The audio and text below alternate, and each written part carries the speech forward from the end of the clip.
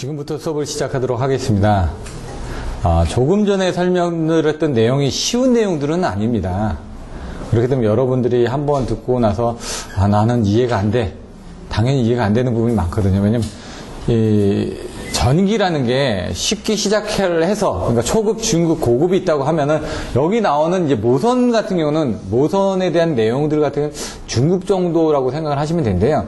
모선의 보호 방식 같은 경우는 조금 고급 정도에 해당이 됩니다. 변전소 이런 것들은 제가 보기엔 중급 정도에 해당이 됩니다. 근데 디지털 릴레이 이런 건 좀 고급 쪽으로 해당이 됩니다. 그러다 보니까 이제 중급과 고급이 섞여 있다 보니까 쉬운 건 쉬운데 어려운 건 되게 어려운 겁니다. 접지 자체만 봤을 때는 한 중급이 되는데요. 접지 설계가 들어가면 얘는 고급입니다. 그래서 아까 뭐 쉬는 시간에 얘기하십니다. 나는 이런 거 접지 설계 같은 거 안 해봤으니까 몰라서 그전에는 공부를 안 했다. 저도 공부 안 했습니다. 처음에. 발변전서 제가 접지 설계는 했었거든요. IEEE 스탠다드 80. 여기다 써드리면은 변전소 접지 설계는 IEEE 이것도 알아두시면은 나중에 답안지 쓰실 때 스탠다드 80에 있는 걸 가지고 쓰는 겁니다.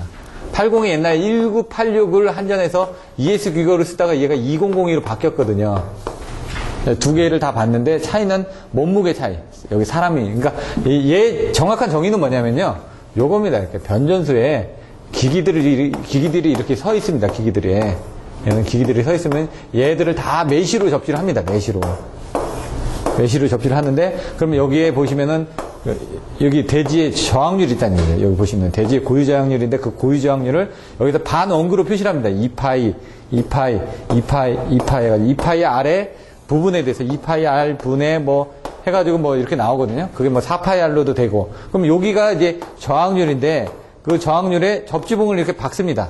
접지봉을 박아가지고 연결을 하죠.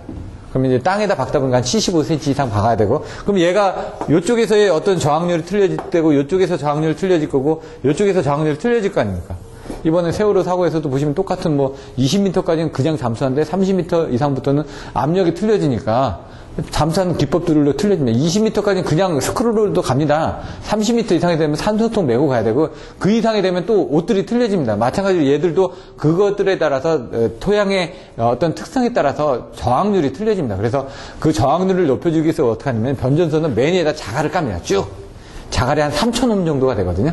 그 밑에, 그러니까 콘크리트 자갈 같은 거 깔아놓고 그 밑에 흙이 있고 그 밑에 또 어떤 표토층이 있고 그거별로 해가지고 저항값들이 틀려지는 겁니다. 그래서 그게 레이어 1, 2, 3 해가지고 나눠지는데, 거기에 이렇게 달아놓고 여기 사람이, 이 기기 자체는 뭔가 문제가 되지 않는데, 아까 여기서 제가 키워드를 설명 안 드리니까 좀 헷갈려지셨는데, 키워드를 설명드리면 토, 최, 소, 접, 전, 인, 안, 도. 요걸 써주시면 된다는 얘기죠. 요건 이제 접지 설계 순서입니다. 이게 이해가 안 됩니다. 안 되면 어떡합니까? 애우시라고 일단. 근데 저도 어떻게 알았냐면, 제가 이걸 보고 옛날에 엑셀로 만든 것들 가지고 실제로 접지 설계도 했었습니다. 발변전소 접지 설계 해가지고 한전에서 요구한 게 한 2옴 정도 되거든요. 2옴 이하로도 데이터 내보내서 다 했었습니다. 그리고 이제 CDEX 프로그램도 돌린 것들 가지고 내용들도 보고요. 그리고 제가 또 다른 이제 프로그램들도 돌려서 직접적으로 접지장도 계산해보고 다 해봤지만 그래도 이 순서는 외울 수가 없더라고요. 이해가 안 되더라고요. 어떻게 합니까? 실무를 했어도 어떻게 합니까? 그냥 외우는 겁니다. 토양의 특성을 알아요. 그죠? 아까처럼 이 토양의 특성에 따라서 내용들이 좀 틀려지니까 최소 접지장을 결정을 해라. 얼마를 할 건지. 토양 특성이 이러니까 내가 여기서 할 수 있는 부분에 한계가 있을 거 아닙니까? 그래서 어떻게 합니까? 보통은 한전에서는 2옴 이하를 하라고 하죠. 그래서 최소 접지장을 결정하는데 이건 뭐냐? 이게 최소 접지장은 맞나요? 접지 전류죠? 최대 접지 전류. 지락 전류. I는 R분의 V에서 이 R값은 I분의 V거든요? 요게 이제 안전 전압입니다. 뭐 1500V나 2500V가 나오거든요. 그럼 거기서 흐를 수 있는 이 전류를 계산을 해가지고, 먼저 이 전류를 계산해가지고 전압은 결정되어 있습니다. 전압은 1500V든 2500V든 왜 안전전압이 있잖아요. 우리나라는 뭐 30V, 50V, 60V 이런 게 안전전압이라면서요. 전압은 결정되어 있습니다. 전압이 결정되어 있는 상태에서 흘려질 수 있는 전류를 그러니까 여기서 사고 났을 때 여기 5시카가 흐른다. 5시카에 60% 정도를 해가지고 여기는 30카까지밖에 안 흐르게끔 만들겠다라고 생각을 하는 겁니다. 그거는 그 지점의 고장 전류에 따라서 되니까 여기서 흘리고자 하는 이 전류값이 여기 전압이 나왔고 전류값이 나왔으면 여기에 필요한 저항값이 나오겠죠. 이게 소유 접지장. 여기 되는 겁니다. 내용들을 보시면. 그래서 여기서 사고 날 수 있는 전류. 땅은 여기서 이제 뭔가 빠져줄 수 있는 부분이고, 그 다음에 여기서 사고가 났을 때 얼마만큼의 사고 전류가 발생할 수 있는지를 본 다음에 거기서 그 발생한 전류를 제한하기 위해서 저항값을 얼마로 결정해야 되는 겁니다. 이게 소유 접지장을 결정하고, 이건 뭡니까? 접촉됐을 때 발생할 수 있는 접촉전압을 계산하는 겁니다. 왜? 결국은 여기서 접지의 목적이 뭐라고요? 기기보호, 인체보호, 시설보호, 감전보호, 이런 식입니다. 그러니까 설비를 보호하는 거고 사람을 보호하기 위해서 접지를 하는 거라는 얘기죠. 그러면 이 설비는 아까처럼 이 1500V나 뭐 이런 부분에 대해서 어느 정도 기기가 견뎌질 수 있는 허용 전압만큼만 걸리게끔 했다는 얘기죠. 그렇게 해서 접지정이 나왔다는 얘기죠. 그럼 인체는 뭡니까? 여기 딱 만졌을 때 접촉전압이 나오겠죠. 그게 뭐 2000V, 그 다음에 뭐 200V 접촉전압, 보폭전압이 이렇게 나옵니다. 접촉전압하고. 그래서 사람이 이렇게 접촉했을 때, 이거 이따가 다시 설명을 드릴 겁니다. 접촉전압의 그림을 그리는 거, 보폭전압의 그림을 그리는 거, 그리고 거기에 수식을 이끌어내는 부분, 등가해를 어떻게 하는지. 그건 한번 해드리면 조금 이해가 됩니다. 저도 이제 그거를 어떻게 이해를 할까 하다가 저도 이제 제가 애우게 된 방법이 처음엔 이해가 안 되다 여러 번 하다 보니까 그런 방식으로 애우게 된 거거든요. 그것도 지금 안 보니까 이제 접촉 전압을 결정해서 그럼 인체에 문제가 없게끔 만드는 거예요. 그 다음에 이제 전위 경도를 계산합니다. GPR이라고 합니다. 그라운드 포텐셜 릴레이 해가지고 아까 좀 전압이 생기는데 얘들도 보시면 나중에 그 프로그램을 돌리면요. 이런 식으로 해가지고 뭐 이렇게 3차원적으로 이렇게 나옵니다. 여기 접지되어 있는 부분이고 이 전위 경도를 갖게끔 한다. 왜 전위라는 게 뭐죠?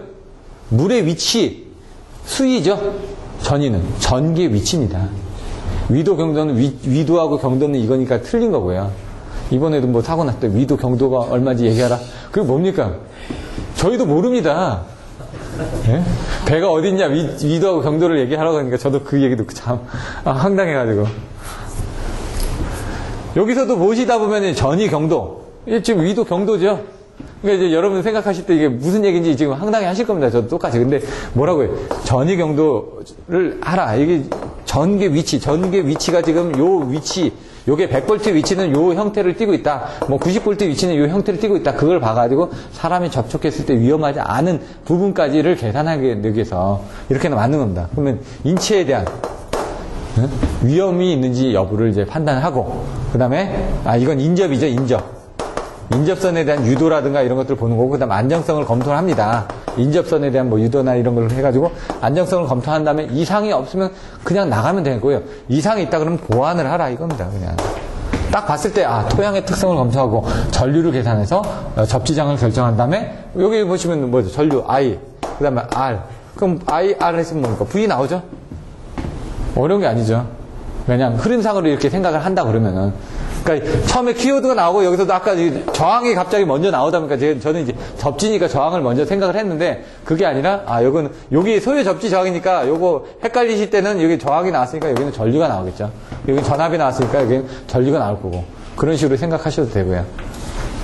그 다음에 인접선에 대한 것들을 검토한 다음에 안정성을 검토해서 보완을 나간다. 근데 여기서 이제 소유 접지장 결정하고 접촉 전압 결정할 때, 이 접촉 전압 결정할 때, 여기에 등가를 그리는 부분들이 있습니다. 그런 것들이 헷갈리기 때문에 그 부분들은 다시 한번 설명을 드릴 겁니다. 소유 접지장은 이 전압이 결정되어 있습니다. 이 전압을 몇 볼트를 하겠다고, 1500V나 2000V라고 명시가 되어 있기 때문에 그 전압에서 나온 겁니다. 이런 정도 흐름. 대지장률은 아까 여기서 이게 들어갈 때 보는데 대지장률 측정할 때 어떻게 측정하냐 이런 것들이 나왔는데 뭐 EPC 해가지고 뭐 원어의 사전급법이라는 게 전극을 원어란 사람이 전극을 하나 둘 셋 네 개를 여기다 꽂았다는 얘기예요. 이렇게 꽂아놓고 이 두 개는 전압. 예를 들어 뭐 제가 EPC라고 얘기했는데 E는 기준이고요. E에서 P까지가 전압이고요. E에서 C까지가 전류입니다. 결국은 단자가 4개죠. 왜냐면 이 극이 같으니까. 그래서 얘는 2개는 전압을 걸고 2개는 전류를 걸어가지고 거기서 뭐 R은 어떻게 된다고요? I분의 V니까 전압 걸고 전류 걸면은 저항값 나오지 않습니까? 그렇게 해서 여기 전압 2개 걸고 전류 2개를 걸어가지고 이쪽에 이렇게 4개를 떨어뜨려서 원어의 사전급법이라는 게 전극을 4개를 떨어뜨려서 뭔가 힘을 가했더니 거기서 그 라인 있죠? 그 라인을 뭐 이렇게 똑바로 해야 된다는 게 사전급법은 이렇게 일렬로 4개를 써야 되면 됩니다. 4개를. 근데 이게 삐뚤삐뚤 되면 안 되고요. 그 라인에 그러면 거기서 하면서 얘가 이제 점차 길이를 늘려가면서 여기까지가 있다. 그럼 여기 하나, 둘, 셋, 넷. 이게 나중에 하나, 둘, 셋, 넷 하다가 하나, 둘, 셋, 넷. 하나, 둘, 셋, 넷. 이런 식으로 점차 늘려가면서 딱딱 찍어보면은 저항값이 이렇게 변할 거 아닙니까? 이렇게.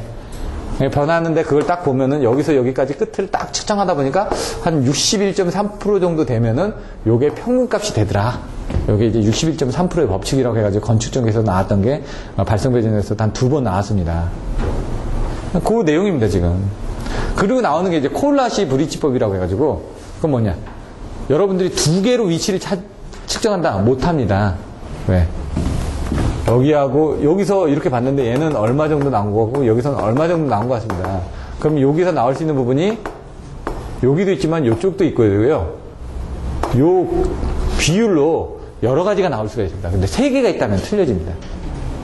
삼각형이 있다. 삼각형에서 나는 여기서 몇 미터, 나는 여기서 몇 미터, 나는 여기서 몇 미터. 그럼 그걸 하면 점은 한 점밖에 없습니다. 그래서 여러분들의 안테나 같은 것도 위치 추적할 때 보면 3개가 있어야지만 위치 추적이 됩니다. 2개 가지고는 추적은 할 수는 있습니다. 근데 정확한 위치를 못 찾는 겁니다. 콜라시 브립쯤 3개를 가지고 측정을 해서 그 안에 어떤 요 가운데 대충 그 전체의 평균값을 끄집어내겠다는 얘기입니다, 지금. 그런 부분이 있고, 직도법도 있고, 여러 가지 직접 때려가지고, 거기 값 읽어드리겠다는 얘기도 있고, 훅구원법도 있어가지고, 제가 옛날에 훅구원법도 해봤었는데, 다다라는 회사가 있습니다. 그러면 여기, 원래 접지 저항가는 어디 거죠? 그게 갑자기 생각 안 나네. 1번, 안전공사에서 쓰는 거 지금 안전공사 계신 분 안 그래가지고, 회사 이름이 갑자기 생각 안 나네. 아니, 시오키 말고. 접지장계 많이 쓰는 게 있는데 그게 생각이 안 납니다. 근데 이렇게 조그맣게 돼가지고 돼 있습니다. 요거 가지고 쓰는데 요거 한 2-30만 원 하거든요. 얘는 기본파. 오전에 열심히 설명드렸던 RMS만 측정이 됩니다. 접지장계. 이제 접지 전류계는. 예? 접지 전류계. 멀티 거. 멀티 거. 쓸 겁니다. 멀티 회사 거. 이거 많이 쓰는데. 일반 여러분들 후크메타 쓰시죠? 걔는 거기 안에 고조파까지 포함돼서 나옵니다. 아까 이거 피크라고 얘기했죠? 그 피크 값에 고조파가 들어가다 보니까 걔는 피크 값을 하기 때문에 여러분들이 혹시라도 접지전류 측정할 때 일반 이런 누설전류계, 이게 누설전류계거든요. 누설전류계에서 찍은 거하고 후크메타하고 찍은 거 보면은 얘는 적게 나오고 얘는 크게 나옵니다. 측정 원리가 틀리니까 얘는 기본파만 측정하고 얘는 외형파까지 측정을 합니다. 그 외형파를 빼고 측정할 수 있는 게 있습니다. 요거 그것들은 10만 원입니다. 그러니까 일반 똑같은 시오키 것도 826인가 해가지고 옛날에 제가 샀는데 그거는 외형은 똑같거든요. 근데 얘는 4만 원인가 5만 원이고 얘는 10만 원입니다. 차이가 얘는 기본파만 측정한 거고 얘는 고조파만 측정한 거예요. 그래서 기본파만 측정하는 것들은 필터링이 돼 있기 때문에 그걸 빼내기 때문에 값이 더 비쌉니다. 예를 들어 AC 측정하는 건 쌉니다. DC 측정하는 건 비쌉니다. 왜? AC는 뭐라고요? 이거 합한 거라고요. DC는 뭐라고요? 표본에서 자른 거 아닙니까? 그래서 DC 측정하는 기기들이 더 비쌉니다. 근데 이제 그게 이제 AC하고 DC하고 같이 돼 있는 거는 더 비싸다는 얘기죠. AC만 돼 있는 건 싼 거고, DC까지도 측정하는 부분은 어차피 그 셀렉트 스위치 해가지고 다 바꾸지 않습니까? 이런 부분이 있었고, 근데 이제 제가 얘기한 거는 이제 접지장을 측정하고 싶은데 어떻게 합니까? 땅에다 박아야 된다면서요, 지금 뭐 얘기한 게 뭡니까? 이거 땅에다 박아야 된다면서 EPC라는 어떤 접지봉 3개를 박거나 접지봉 4개를 박아가지고 거기다 전압 또는 전류를 흘려가지고 거기 흐르는 저항값을 계산해 내야 된다면서요. 빌딩 여기 지금 땅 박을 때 어디 있습니까? 그럼 여기다 지금 이게 딱 시공을 해놨습니다. 시공을 해놓고 전기실 내려가 보시죠. 이걸 어디다 갖다 박을 겁니까? 밖에 화단에 가서 화단에서 이렇게 박나요? 물론 그렇게도 측정을 했었습니다, 옛날에.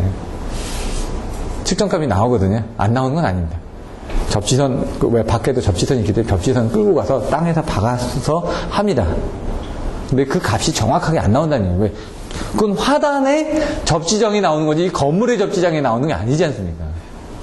그래서 나온 게 이제 이제 두 개의 전류를 하는 건데, 그것도 원리는 똑같은데, 일반 후크메타하고 똑같습니다. 다다 거를 옛날에 쓴데, 그냥, 동그랗게 돼 있는데, 여기 이렇게 가운데 끊어져가지고 이렇게 후크메타하고 돼 있는데, 얘는 이제 CT가 두 개가 들어가 있습니다, 원리는. 여기 보시면 이 CT가 두 개가 있어가지고 들어오고 나가고 하는 부분을 받아주는 겁니다. 그래서 그 접지선에다가 이걸 딱 걸고 그냥 전류를 측정하면은 그게 이 접지 장기로 얘가 거기서 흐르는 누설 전류를 계산해가지고 첫 번째 거에서 아까처럼 뭔가 뭐 두 개가 있어야 된다면서 얘도 그 두 개가 이게 달려있어서 하나에서 뭐 측정하고 하나에서 뭐 측정해가지고 그 두 개를 비교해가지고 거기에 대한 거를 그 저항값으로 표시를 해주는 겁니다. 근데 중요한 거는 이게 딱 붙어야 되거든요. 이 멀티 이런 것도 썼을 때 조그만 거 말고 큰 거 있습니다. 멀티 제가 썼던 것들은 이제 파이가 이렇게 돼가 여기 이렇게 돼 있고요. 여기 쇳덩어리로 이렇게 돼 가지고 요 정도 되는 게 있습니다. 이거 제가 옛날 160만 원인가 주고 샀거든요. 딱 크기가 요 정도입니다. 그럼 손으로 딱 제끼면 이게 왔다 갔다 하면서 여기를 뭘 넣을 수가 있거든요. 좀 큰 거를 넣을 때는 이걸 씁니다. 그럼 얘 보면 여기 보시면은 이렇게 톱니처럼 됐고 여기도 톱니처럼 돼 있습니다. 그게 딱 물리면서 이렇게 물리해지는 거거든요. 근데 이제 어떤 건 단면으로 해가지고 단면으로 붙는 것도 있습니다. 단면으로 붙는 건 이 단면 부분에서 누설이 생기죠. 그래서 얘 같은 건 이렇게 해서 이렇게 물리게끔 한 거죠. 왜? 좀 더 결착이 잘 되라고. 이거 뭐 휘어지거나 그러면은 측정이 잘 안 됩니다. 옛날에 제가 해봤던 거니까. 얘도 그런 식으로 해가지고 딱 붙는데 얘들은 이거 한 100만 원 하거든요. 이거 조그만한 거 옛날에 값은 100만 원이니까 되게 비싸죠. 근데 측정값이 여기 그때 봤던 게 다닥게 한 요 정도 크기 정도 됐던 것 같은데 저도 이거 한 지가 10년이 넘어가지고 지금 이렇게 눌러서 이렇게 동그라미가 이렇게 돼 있습니다. 이렇게 해가지고 후크메타 이렇게 하면 측정되는 게 있었고 제가 또 했던 거는 전봇대는 그럼 어떻게 측정한 거야? 철탑은 어떻게 측정한 거야? 그 용도로 또 개발된 게 또 있더라고요. 가자인데 이만합니다. 이만 전봇대용 쇳덩어리. 그 여기 지금 그 제껴지듯이 이렇게 돼가지고 그거 딱 걸어놓고 하는 게 있습니다. 그래서 갈 때 어떻게 타이어 그 휠 같은 거 이렇게 하나 다 끼고 가서 전봇대도 측정해 본 적이 있습니다. 제가 옛날에 저도 뭐 이것저것 그 발송배전에 나오는 웬만한 시험은 제가 다 해봤거든요. 그게 이제 저한테는 행운인데 이것저것 다 해봤으니까 뭐 도불 테스터도 다 써봤습니다. 도불 한전에 쓰는 건 기계식도 있고 M4000, M4100 이런 것들 다 써보고.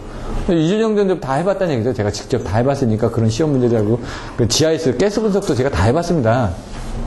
그리고 뭐 UHB 장비 같은 것도 다 빌려다가 다 해보고요. 그리고 나서 이제 그 램케 장비 이용해가지고 PD 측정도 다 해보고 A 장비 가지고 변압기 부분 방전 다 측정해보고요. 그다음 케이블 부분 방전 다 측정해보고 뭐 내압 같은 것도 다 때려보고. 그런 측정들은 이제 장비가 하는 거니까 옆에서 보거나 아니면 제가 직접 해봤기 때문에 다 되는 건데 뭐 다른 업체들 해가지고 차단기 분해할 때 뭐 변압기 분해해서 할 때 그런 데들 들어가서 다 테스트를 해보고요. 근데 봤는데 개념만 알면 쉽습니다. 근데 그래서 제가 그런 경험들을 개념으로 가지고 여러분들한테 자꾸 설명을 드리는 겁니다. 이런 것도 사실 시험에 안 나옵니다. 안 나오는데 결국은 목적은 뭐냐면 여러분들이 나중에 자격증을 따고 시험에 합격하게 되면 뭔가 일을 해야 되는데 그때는 이걸 왜 공부를 해야 되는지 어떤 데 써지는지 알면은 나중에 그런 것들이 답안지에 조금씩 녹아나가게 되면은 차별이 이루어진다는 얘기죠. 왜? 아까 사람들이 요거밖에 못 쓴다고요. 요거밖에. 근데 이걸 해서 어떤 식으로 절취해야 되는지 그런 내용을 듣다 보면 여러분들이 나중에 답안지를 쓸 때 조금 차별화해서 쓰실 수가 있습니다. 그런 측면에서 말씀드리는 거고 기본적인 건 이걸 써야지만 됩니다. 이거는. 0.116이라는 숫자도 알아야 되고 루트 t도 알아야 되고 거기다 1.5 로에스도 알아야 되고 6 로에스도 알아야 되고요. 뭐 이런 것들은 그런 건 외우실 수밖에 없습니다. 저도 처음엔 안 외워졌거든요. 근데 나중에 하다 보니까 외워지더라 이거죠. 오늘 이 10개 나가기도 좀 벅차긴 한데 최대한 빨리 해서 또 나가 보겠습니다. 지금 왜냐면 요약을 좀 많이 해서 좀 시간은 줄었는데 뭐 이런 식으로 아까 갑자기 여기 나오다가 또 저쪽으로 가서 설명이 바뀌었는데 제페로 방식 단상 제페로, 삼상 제페로, 단상 플러스 삼상 제페로, 다상 제페로 이 네 가지가 있다. 이거는 아셔야지만 됩니다. 이거 모르면은 답을 쓸 수가 없습니다. 여기서 물어보는 게 제페로 방식의 종류를 물어보고 있거든요. 종류가 네 가지가 있구나. 어려운 게 아니지 않습니까? 단상 제페로 그 다음 뭐라고요? 삼상제표로. 단상 플러스 삼상제표로. 그 다음 다상제표로. 이게 뭐가 어렵습니까? 근데 잊어버린다는 얘기죠. 이거 했을 때, 결국은 뭡니까? 제표로 방식, 그 적용은 어디다 하느냐? 그리고 특성은 뭐냐? 요게 나가니까 이제 조금 더 어려워지죠. 하나하나 단계씩 해서 대제목, 중제목, 안 되면 소제목은 나중에 하더라도 이렇게 제가 키워드 만들어드리는 것도 그겁니다. 중제목까지만 키워드를 만들어드리는 거, 소제목은 키워드를 못 만듭니다. 왜? 너무 많으니까. 일단 나오기만 하면 그 다음부터는 여러분들이 써나가면 되는데 그건 이해하면 써나갑니다. 그래서 그 다음에는 키워드 만들고 나서 이해시켜주는 쪽으로 하는데 단번에 이해는 안 됩니다. 절대. 여러 번 반복하다 어느 순간에 아 이래서 이랬구나 이런 부분을 여러분들이 스스로 깨달음이 올 때 그때 써지는 겁니다. 그 시간을 줄이기 위해서 제가 계속 반복을 해드리는 겁니다. HSG 하이스피드라고요. 그라운드 스위치 변전소 접지 설계 내용들이 나와 있는데 키워드를 한번 볼까요? 모선보 여기 전류 차동 방식이 되는데 저는 뭐라고요? 압류 방해한처럼 바꾸시라고요. 왜? 실질적으로도 전압 차동 방식이 제일 많이 쓰여집니다. 한전의 모선보호 방식에 가서도. 그래서 저는 실질적으로 많이 쓰는 거 위주로 압류 방해한처럼 바꾸라고 얘기했습니다. 이거 지금 다. 요건 모선보호 방식, 뭐 CT하고 이런 것들은 있으니까 이건 나중에 한번 보시면 되고요. 네. 모선보호 방식 키워드만 요것만 알면은 나머지는 쫓아올 테니까. 디지털 릴레이. 아까 좀 딱 보시면은 표본화, 부호화, 양자화 뭐 이렇게 이제 동작 원리. 그 다음에 하드웨어가 어떻게 구성되어 있는지. 그 다음에 소프트웨어가 어떻게 구성되어 있는지. 근데 장단점에서 장점은 다소, 경, 고, 융, 저, 표준화, 장래성도 있네요. 여기 또. 예? 그런 식으로 이제 키워드는 여러분들 만들어 가시면 됩니다. 제가 만들었던 키워드는 6가지로 만들어 있다 이거죠. 얘는 써서 한 것만 제가 외웠습니다. 써서 한 거. 써, 사용, 항온항습, 고장, 뭐 이렇게 외우고요. 그 다음에, 특징이 있는데, 특징은 여기는 안 나왔네. 특징은 저는 보통이자로 외웠습니다. 다른 책에. 그렇게 돼 있어가지고. 여기 보니까 특징 같은 것도 하나 넣어주면 좋겠다. 그래서 보통이자, 보호기능, 통신기능, 이벤트기능, 자기진단기능. 향후 정망 같은 것도 딱 넣어주시면 되죠. 인공지능. 세탁기도 인공지능이 되는데, 뭐. 1세대, 2세대, 3세대, 4세대 해가지고 수치 연산형이 나와는 있는데, 문제는, 퍼지나, 이런 것들은, 퍼지는, 이런 것들도 나중에 이제 보시면 어려운 게 아닙니다. 퍼지는 확률입니다. 여기 확률, 여기 확률 중에, 예스나 노냐 중에서 가장 같이 가는 쪽으로 가는 거죠. 인공지능 같은 것도 어차피 변수로 해가지고 확률 게임을 하는 거거든요. 기상도 뭡니까? 확률 아닙니까? 데이터를 기준으로 해서 요거 다음에 그렇게 됐는데 어떻게 됩니까? 안 맞죠? 요즘 한 50% 정도밖에 안 맞습니다. 정확하게. 일주일 뒤에 맞는다고 하는데 또 보면은 날짜가 계속 바뀝니다. 또. 그때 상황에 따라서 바뀌어지는 거기 때문에 확률 게임이라는 얘기죠. 제표로 방식, 고속도 제표로 방식. 여기는 이제 이점은 이제 한번 보시면 되고요, 이것도. 여기 좀, 이점은 보시면은 재패를 하는데 이점은 뭐냐면 과도한 현상들을 제거할 수가 있다. 붙였다 뺐다 하니까 뭔가 커지는 걸 막는다 그런 얘기입니다. 커지는 걸 막는다. 뭡니까? 과도한 정도. 그러니까 안정도가 나빠지는 거를 막아서 향상을 시킨다. 왜? 사고가 났을 때 빨리 떨어뜨렸다 붙여줬다는 건 그 사고가 지속되지 않게끔 하는 거니까. 그리고 뭡니까? 과부하 감소. 뭔가 부하가 많이 걸려서 얘가 사고가 나기 전에 잠깐 떨어뜨렸다 붙여주면 부하가 감소되겠죠. 그리고 뭡니까? 사람이 직접 하는 게 아니라 자동으로 하니까 사람의 노력이 감소되는 거죠. 그 배전자동화도 바로 그겁니다. 배전자동화도 가면은 사람이 옛날에 어떻게 보면 차 출발해가지고 가서 어디 고장났나 보고 이렇게 했다고 그랬죠. 근데 지금은 어떻게 합니까? 그 자리에서 딱 통신해가지고 어디 떨어졌다 그러면 딱 확인을 해가지고요. 뭐 이상 없다 그러면 다시 버튼 눌러서 자기가 들어갑니다. 그러니까 어떻게 합니까? 시간이 줄죠. 고장 시간이 줄어지니까 어떻게 합니까? 정전 시간이 줄어지는 거죠. 그러니까 사람이 가지 않아도 되고 이런 부분이죠. 옛날에 제가 얘기 들었던 것들은 이제 뭐 부산 같은 데서 사고 났던 것들도 들었는데 변압기 쪽에서 떨어지면 정전되면 사람이 나가지 않습니까? 변압기가 고장났을 수도 있으니까. 근데 얘는 그게 아니라 변압기가 고장난 게 아니라 선로가 환상식으로 이렇게 돼 있다 보니까 얘 끊어져도 여기 끊고 이쪽으로 돌아서 갈 수가 있습니다. 근데 그렇게 하려면 어떻게 합니까? 사람이 그 전에 가가지고 이거 끊어주고 저기 투입해주고 그랬는데 지금은 그게 아니라 자동으로 투입해주면서 그 선로 전환을 해준다는 얘기죠. 지금 어떻게 보면 영화 같은 데 보면 가가지고 사람이 이렇게 철로 이렇게 바꾸죠. 요즘 그렇게 하나요? 신호기가 그 역할을 하는 겁니다. 신호기만 보고 가서 신호기가 온 하면은 바뀌어져 있으니까 가는 겁니다, 지금. 근데 신호기가 동작을 제대로 못 해가지고 하는 건데 사실 신호기가 나오는 게 밑에 루프로 해가지고 밑에 거기가 있거든요. 그 철로 같은 데 가다 보면요. 밑에 네모나 박스 같은 게 중간중간에 이렇게 달려있는 게 있습니다, 거기에. 거기서 루프를 해가지고 얘가 거기에 왔다 안 왔다 그걸 감지해가지고 뒤에다 연결을 해주는 겁니다. 그런 내용들이 있고요. 그러면 아까 제표로가 4가지가 있다고 그랬죠? 종류가. 뭐라고요? 단상제표로, 삼상제표로, 단상, 삼상, 다상제표로. 이거는 이제 쉽게 이해를 하실 거고요. 이런 건 쉬우니까. 근데 이제 이런 쉬운 거조차도 잊어버리지 말고 쓰셔야 되고, 여기서는 장점, 단점을 쓰셔야 되는데, 그거는 조금만 보시면 압니다. 3개가 되면 좋은데, 따로 하나씩은 또 못 끊으니까 그게 단점이 되는 겁니다. 1개가 되면 좋은데 3개를 한꺼번에 못 끊으니까 그게 단점이 되는 겁니다. 단상 플러스 삼상은 그 2개가 다 되니까 다 되는 거니까 다 좋죠. 다상도 다 좋죠. 그러니까 어려운 거 없습니다. 내용만 읽어보시면은, 콘셉트만 잡으면. 시퀀스는 아까 동작하고 나서 무전압 시간 되고 소이온 시간 돼서 이렇게 가는 절차들, 그런 것들을 그 시퀀스를 한번 보시면 되는데, 이 시퀀스가 약간 뒤에 있는 거하고 내용이 좀 틀리다는 얘기죠. 그래서 뒤하고 같이 한번 보시면 됩니다. 제표로 방식은 뭐 HSGS 시퀀스 나왔죠. 뭐 똑같습니다. 이점은 뭐라고요? 아까 과도한 정소, 과부하, 그 다음에 운전하는 노력 감소, 이런 거 어려운 건 없죠. 3가지 정도.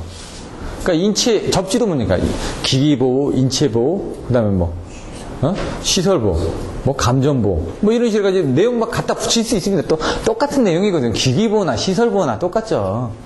근데 어떻게 합니까? 2개 쓴 거하고, 인체 보호하고, 시설 보호하고, 기기 보호하고, 뭐, 감정 보호, 이거 딱 보면 2가지입니다.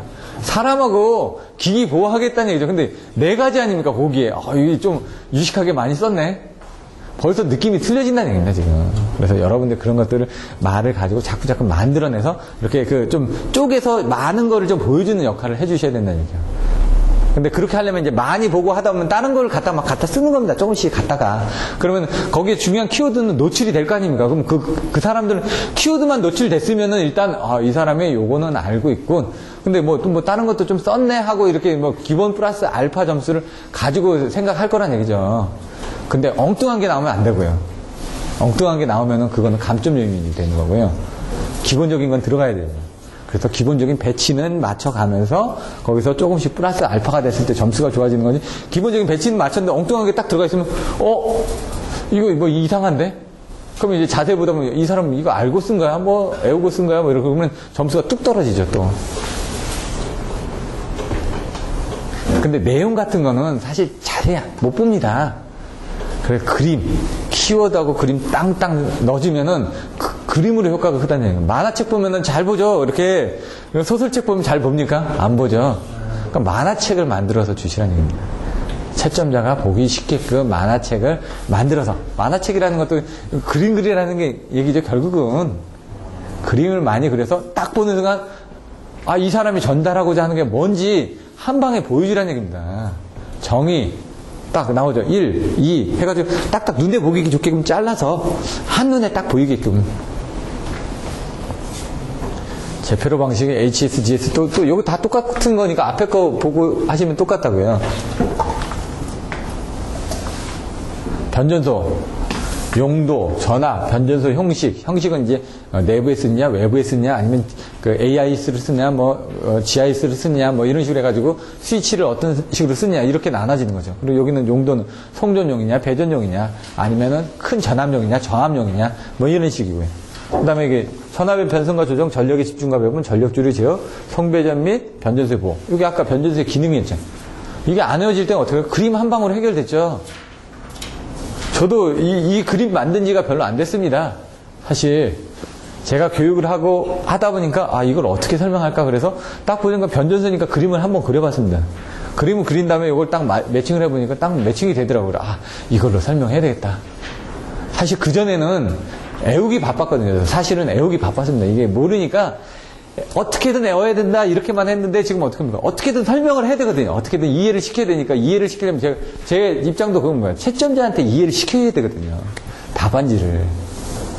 그럼 이해하기 쉬운 상대로 막 자꾸 바꾸다 보니까 저도 이제 그런 걸 다시 한번 생각하게 되는 거고, 여러분들도 그걸 듣고 이해하고 나서 여러분들이 아는 내용을 다른 사람한테 이해하기 쉽게끔 조금씩 바꿔나가는 겁니다. 제가 얘기한 건 저만의 방식이고 그게 정답은 아닙니다. 근데 그거를 베이스로 해서 여러분들이 조금씩 바꿔나가면 자기 거로 해야죠. 왜? 남이 만든 건 자기 게 아닙니다. 머릿속에 안 들어갑니다. 제가 계속 주입식을 하니까 뜨긴 뜨는데, 압류방해 한차 뜨긴 뜨는데 안 나오지 않습니까? 이게 그 다음에가 저는 제가 계속 만들어서 했기 때문에 나오는 거고, 그래서 여러분들도 여러분들이 계속 저를 쫓아서 그냥 하시든가, 그냥 해서 그것만 나오시든가, 아니면 제가 했던 거를 바꿔서 여러분, 지금 보면은 조영심 씨가 막 보내죠. 그럼 보면서, 야, 이거 참, 열심히 해서 만든다고. 그럼 본인은 그 머릿속에 그 만들었던 게 있으니까 나옵니다. 고민을 하면서 막 여러분들한테 설명해 주지 않습니까? 그러면서 거기다 쓴 게 뭐냐? 내가 이거 타자 치는데, 핸드폰에다 타자 치는데도 힘들대도 만드는 게 뭐라고요? 그거 하면서 생각하고 그거 하면서 했기 때문에 그 시간 동안은 자기 머릿속에서 남아있다는 얘기죠. 여러분들 그 보내주시는 게 그게 결코 쉬운 게 아닌데 한번 보시면 잘 돼 있습니다. 제가 얘기한 거하고 또 틀린 관점에서 보기 때문에 이런 거 뭐 보니까 그 국방의 보에서 나라 지키고 뭐 그런 식으로 해가지고 쓰신 것들도 딱 보니까 이거 뭐 절연접주에서 나라 지키고 저기 썼죠. 그런 것도 딱 보니까 이거 관점이 또 다르게 생각하시는구나. 저는 그냥 정기적인 부분에서만 보고 설명을 했는데 그거는 이제 본인이 머릿속에 남아있기 때문에 오래 간다는 얘기죠. 발변전서 접지 설계 딱 들어가면은 접지 설계 순서 뭐 지금도 제가 헷갈리죠. 토,채,소, 전, 이남보. 접지 방식의 선택. 근데 이 접지 저항하고 접지 방식의 선택 부분은 그냥 하나로 했습니다. 그 전이경도의 계산. 이게 아까 얘기했죠. 접촉전압, 보폭전압 해가지고 얘기했던 부분. 그리고 손에 인접 도취에 대한 안전, 그리고 보완. 보충 부분. 허용 접촉전압, 보폭전압 나오고 이게 스텝이 보폭입니다. 터치가 접촉전압이고. 이런 것들을 좀 보시면은 결국 뭡니까? 접지 설계 시 순서는 요겁니다. 요거만 알면 되니까 일단 그 키워드부터 나오시고 그 안에 넣어야 되는 것들은 이제 봐가면서 여러분들 직접 한번 써보셔야죠. 대지저항률이란 대지의 접지점거, 대지저항률 측정법, 대규모 변전소의 접지장 측정법 이렇게 돼 있는데 요거 부분에 대한 내용들이 이 뒤에 더 자세히 설명되어 있다는 얘기예요. 뒤쪽에 요쪽에 보시면 공용접지 같이 접지를 했다. 요것도 시험에 나왔었는데 요 정도 내용을 한번 보시면 됩니다. 뭐라고 설명드리기 힘든 게 공용접지 같이 묶었다는 얘기니까 그거의 장점 단점은 이따가 내용을 보시면 될 것 같고요. 대지의 고유저항, 땅에 있는 고유한 저항. 오늘 아침에 배운 게 뭡니까? 고유 임피던스, 특성 임피던스, 과도 상태에서 서지에서 파동이 일어나는 임피던스. 그런 거 어떻게 하냐? 일반적으로 딱 정해져 있다고 그랬죠. 얘도 딱 정해져 있습니다. 땅에 정해져 있으니까 그 값은 변하는 게 아닙니다. 근데 이제 변하는 부분이 뭐냐? 땅이 변하니까 변하는 겁니다. 땅이 변한다는 겁니까? 화강암 어떻게 만들어지냐? 화강암이 뭐죠? 용암이 분출돼 가지고 딱딱하게 굳은 게 화강암 이런 식으로 보셔도 됩니다. 그다음 현무암 같은 거는 그게 압력을 받아가지고 휘어지면 이제 현무암이 됩니다. 퇴적암 말 그대로 그냥 퇴적돼서 뭉친 거죠. 거기서 이제 또 나오는 게 구멍 뽕뽕 뚫린 거 뭐 해가지고 나오죠. 또 이제 그런 원래 이제 딱딱하게 어떤 열과 압력을 받아가지고 돼 있는 열과 압력의 차이에 따라서 암도 구분을 합니다. 사암, 편암, 규암, 이암, 제가 애들 거 가르치다가 그걸 공부를 했거든요. 근데 너무 그게 어렵더라고요. 어려운데 딱 보니까 어떤 법칙만 딱 보면 되겠더라고요. 그래서 저는 이제 처음 보는데 멀리서 보는 겁니다. 제목만. 이거 이런 컨셉으로 나갔네. 그럼 얘가 중요한 거야. 근데 이제 나중에 시험 본 거 보니까 틀렸더라고요. 그러니까 이거는 아는데 이 세부적인 부분을 정확하게 모르는 겁니다. 이게 왜 이렇게 됐고 이게 왜 이렇게 됐고 특성들을. 마찬가지입니다. 여기서도 이걸 딱 보면 대지 고유저항이라는 게 저항이라는 건 아는데 그걸 측정하기 위한 방법들이 여러 가지가 있는데 어떻게 측정하는지 개념이 잘 안 잡히거든요. 그래서 어떻게 합니까? 전압이나 전류를 이용해서 측정한다. 아까 제가 얘기했죠. 전압하고 전류를 흘려가지고 저항을 측정하는 방법이 있다고 했죠. 위너가 아니라 원어입니다, 원어. 예. 뭐, 말들이 조금씩 듭니다. 원어의 사전거법이거든요.